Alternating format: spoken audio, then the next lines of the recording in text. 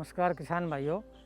आज हम घिया के खेत में घिया से संबंधित जानकारी देंगे। आधुनिक किस्म कैसे तैयार करें और उसका जो फिलहाल आगे आने वाले समय में और क्या क्या हम काम कर सकते हैं।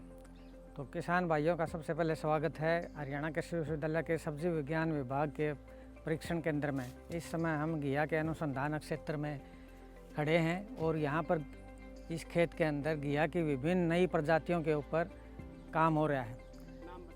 मैं डॉक्टर धर्मवीर दुवन, सहायक वैज्ञानिक, हरियाणा कृषि विश्वविद्यालय हिसार, सब्जी विज्ञान विभाग।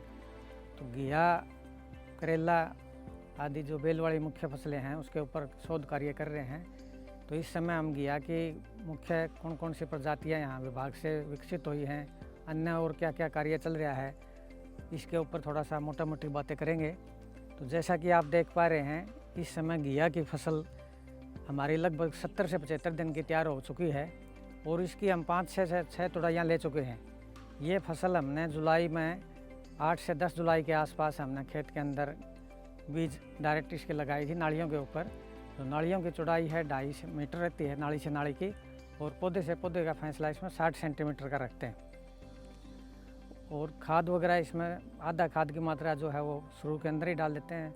इस समय 1/3 मात्रा नाइट्रोजन की नालियों में जब डाल देते हैं। और अभी इसकी आज ही एक हाल ही में तोड़ाई हुई है। जैसा कि आप देख पा रहे हैं, इसमें ये 2 तरह के फूल आते हैं, मादा फूल और नर फूल। ये इसकी मुख्य पहचान का है कि नर फूल का जो हिस्सा है उसके पीछे एक लंबी डंडी होती है और सिंपल एक फूल होता है, और मादा फूल में फूल के पीछे आपको घिया का छोटा सा फ्रूट मिलता है। तो किसान भाइयों के अक्सर कई बार ऐसा रहता है कि जो हमारे घर में फूल तो आ जाते हैं घिया, लेकिन वो टूट जाते हैं। तो उसमें यह ध्यान देना है आपने, एक तो कोई भी स्प्रे आप जो भी करें खेत के अंदर वो सुबह के समय न करें, क्योंकि मधुमक्खी जो है खेत में सुबह के समय 12-1 बजे तक आती है। यदि आप सुबह के समय उसमें खेत में स्प्रे कर देंगे तो मधुमक्खी नहीं आएगी और जो इनका परागण का कार्य है वो रुक जाता है, जिससे कि आपकी आने वाली पैदावार है फसल की वो घट जाती है। तो इसलिए ये ध्यान रखें कि सुबह के समय इसमें स्प्रे वगैरह न करें। दूसरा, इसमें आपने ध्यान दिया होगा कि हमने इस फसल को बांस के ऊपर सीढ़ी नुमा आकार में चढ़ाया हुआ है। इस तरह से चढ़ाने का मेन मकसद ये है कि इसके पत्ते का साइज़ बड़ा है, और यदि इसके नीचे फूल खिल गया और यदि ये फसल हमने ज़मीन के ऊपर फैला रखी है तो कई बार मधुमक्खी को फूल दिखाई नहीं देता, जिससे कि 2-3 दिन में फूल ख़राब हो जाता है और आपकी पैदावार कम हो जाती है। ऐसा करने से सभी जो भी कोई भी फूल आएगा उस सभी के ऊपर मधुमक्खी विजिट करेगी और आपकी पैदावार 10 से 15% बढ़ जाएगी। इसके अतिरिक्त मैं ये बताना चाहता हूँ कि बांस के ऊपर हरियाणा गवर्नमेंट सब्सिडी भी दे रही है। इसके लिए आप जिला उद्यान विभाग से संपर्क कर सकते हैं, जो भी आपका ज़िला है वहाँ पर जाकर आप सब्सिडी के लिए इसमें ले सकते हैं। और ये कोई ज़्यादा इसमें खर्चा भी नहीं आता। बांस एक बार आपने लगा दिए तो ये बांस जो आपके 4-5 साल तक चल जाते हैं और इससे आपकी पैदावार अच्छी रहती है। दूसरा, जो फल इसमें लगते हैं तो उनका आकार, उनका रंग रूप बढ़िया रहता है। जो ज़मीन पर फल लगता है वो ज़मीन के टच होने के कारण वो 2 रंग का हो जाता है, आधा हिस्सा उसका सफ़ेद, आधा हिस्सा उसका हल्का हरा रंग का होता है। जबकि यदि हम इस माध्यम से हम बांस के ऊपर चढ़ा के रखते हैं तो फल का आकार भी बिल्कुल अच्छा मिलता है, उसका रंग भी बिल्कुल अच्छा मिलता है और उसके ऊपर कोई दाग धब्बा भी नहीं आता, जिससे कि आप मार्केट में जब उसको लेके जाते हैं तो उसको आपको रेट भी अच्छे मिलते हैं। तो यदि किसान भाई इस टेक्नोलॉजी को अपनाएंगे तो आप पैदावार के साथ साथ रेट भी आपको अच्छे मिलेंगे।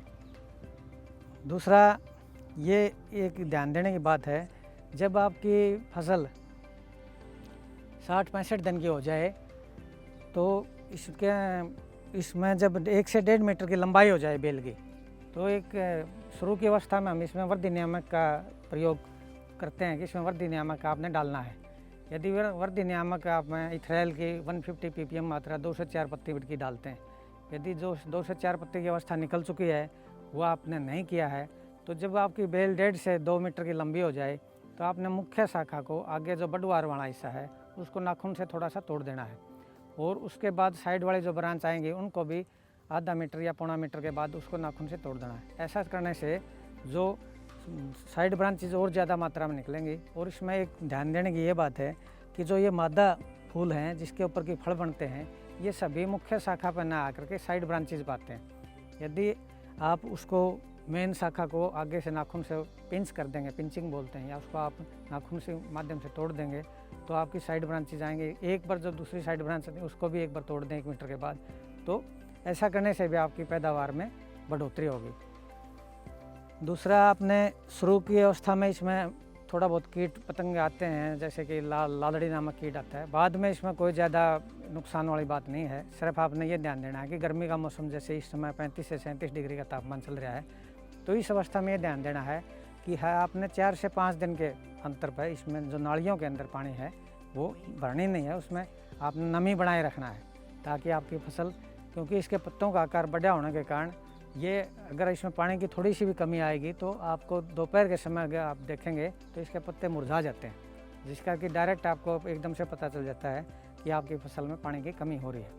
तो इसमें इस मौसम में 4 से 5 दिन के अंतर पर आप इसमें पानी देते रहें, और लगभग 3 से 4 दिन के बाद इसमें तुड़ाइयाँ हो जाती हैं। तुड़ाई जब भी आपने करनी है वो सुबह के समय पर आपने करनी है, और जो फल आप तोड़ के मंडी में लेके जाओगे उसको भी आपने भंडारण इस तरह से करना है कि आप के जो फल हैं उसके ऊपर किसी तरह का दाग धब्बा या और अन्य कोई निशान न बन पाए, जिससे कि आप साफ़ सुथरा अच्छा पैकिंग करके उसको फल को आप मंडी में ले जाएं और आपको उचित भाव मिल सके। यदि किसान भाई इन सभी बातों का ध्यान रखेंगे तो आपको अच्छा रेट मिलेगा, अच्छी आमदनी होगी, अच्छी आपकी पैदावार होगी।